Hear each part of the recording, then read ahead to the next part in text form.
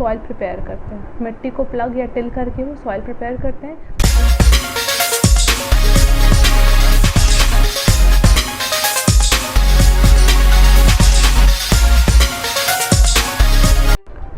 Good morning all of you.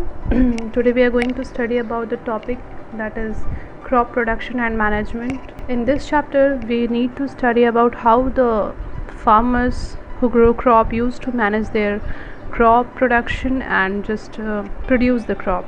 Okay, in this chapter we will study what is agriculture first. तो agriculture science का वो branch है जिसमें कि हम प्लांट्स या एनिमल्स के रियरिंग के बारे में पढ़ते हैं, ठीक है।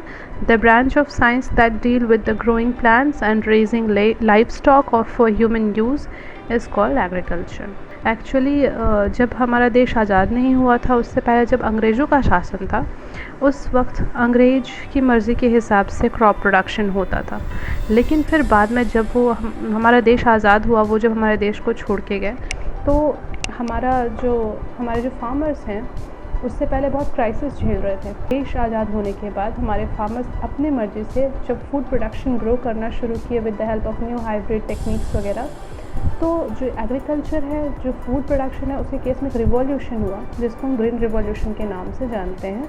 इसमें प्रोफेसर MS स्वामीनाथन का काफ़ी बड़ा योगदान था। इस चैप्टर में हम आगे पढ़ेंगे क्रॉप्स के बारे में। क्रॉप्स मतलब एक वैरायटी के जब प्लांट्स हम एक प्लॉट ऑफ लैंड पे लार्ज स्केल में ग्रो करते हैं उसको हम क्रॉप्स कहते हैं। When plant of the same kind are grown and cultivated at one place on a large scale, एक जगह पे एक ही वैरायटी के, एक ही स्पीशीज़ के, एक काइंड के प्लांट्स को अगर हम ज़्यादा तादाद में लगाते हैं तो उसे हम क्रॉप कहते हैं। और यहाँ पे 4 मेन टाइप के क्रॉप हैं: food crop, cash crop, plantation crop, horticulture crop. Food crop वो क्रॉप जिसका की प्रोडक्शन हम अपने फूड के लिए करते हैं, मतलब खाने के लिए जो क्रॉप प्रोड्यूस करते हैं उसको हम फूड क्रॉप कहते हैं। कैश क्रॉप वो क्रॉप होता है जिसको हम कमर्शियल पर्पज़ के लिए ग्रो करते हैं, मीन्स बेच के पैसे कमाने के लिए। प्लांटेशन क्रॉप वो क्रॉप होता है जिसको हम प्लांटेशन बेसिस, जैसे रबर, टी, कॉफ़ी, इन सब चीज़ों को जैसे प्लांटेशन बेसिस पे लगाते हैं, और ये भी एक तरीके का कैश क्रॉप ही होता है कमर्शियल पर्पज़ के लिए। हॉर्टिकल्चर क्रॉप वो होता है जिसमें कि हम ऐसे प्लांट्स को, जो भी प्लांट्स लगाते हैं उसको एक टेक्नोलॉजी की मदद से, एक पर्टिकुलर टेक्नोलॉजी की मदद से ग्रो करते हैं, क्योंकि हॉर्टिकल्चर जो है वो साइंस का, एग्रीकल्चर का वो ब्रांच है जिसमें कि हम प्लांट्स को कैसे ग्रो करना है उसकी टेक्निक्स जानते हैं। तो इसके थ्रू जो क्रॉप हम ग्रो करते हैं उसको हॉर्टिकल्चर क्रॉप कहते हैं। और यहाँ कल्टिवेटेड क्रॉप दिया हुआ है। कल्टिवेटेड क्रॉप वो क्रॉप होता है जो कि फार्मर के सुपरविजन में ग्रो किया जाता है। फार्मर के देख रेख में जब आप क्रॉप ग्रो करेंगे तो उसको आप कल्टिवेटेड क्रॉप के नाम से जानते हैं।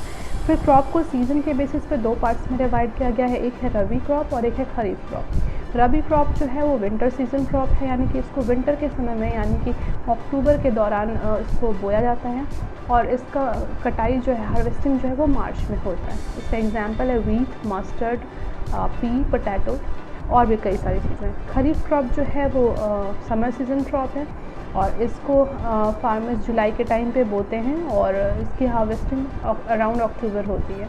इसका एग्जांपल राइस, जूट, मेज, कॉटन। कुछ एग्रीकल्चर प्रैक्टिसेस हैं जो कि फार्मर परफॉर्म करते हैं वाइल प्रोड्यूसिंग द क्रॉप। तो सबसे पहले वो सॉइल प्रिपेयर करते हैं, मिट्टी को प्लग या टिल करके वो सॉइल प्रिपेयर करते हैं, जिसके थ्रू जो है सॉइल लूज़ होता है और उसमें प्लांट ग्रो करते हैं। उसमें फिर सेकेंड स्टेप है बीज बोना, सोइंग सीड्स। तो वो या तो हाथ के थ्रू करेंगे, हाथ से छिड़केंगे जिसको हम ब्रॉडकास्टिंग कहते हैं, या फिर एक मशीन के थ्रू जिसको हम सीड ड्रिल कहते हैं।